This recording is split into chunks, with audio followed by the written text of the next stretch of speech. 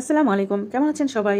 আজকে নিয়ে আসলাম একটা স্পেশাল হালুয়া রেসিপি করে। মাত্র 10 মিনিটে হয়ে যাবে সুন্দর হালুয়া, কোনো বাটাবাটি ব্লেন্ডারের ঝামেলা ছাড়াই।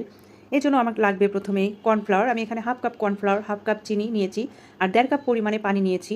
পানিটা ডাবলের বেশি নিতে হবে, কারণ এই কর্নফ্লাওয়ারটা তাড়াতাড়ি গলে যায়। আর প্রথমে এই কর্নফ্লাওয়ারটা ভালো মতো গুলিয়ে তারপরে চুলাটা জ্বালিয়ে নেবেন। চুলাটা জ্বালানোর পরে দেখতে পারবেন কিছুক্ষণ গেলেই এটা দলা পাকিয়ে যাবে। আর অনবরত নেড়ে চেড়ে রান্না করতে হবে, একটু থামা যাবে না।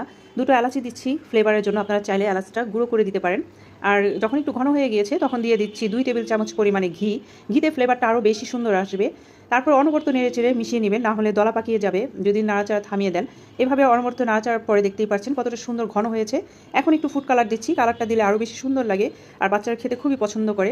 তো আমার ছেলে বলছিল এটা তো হালুয়ার চাইতে জেলি বেশি মনে হচ্ছে। খুব মজা করে খেয়েছে। আপনারা এভাবে তৈরি করবেন বাসায়, মাত্র 10 মিনিটেই হালুয়াটা হয়ে যাবে।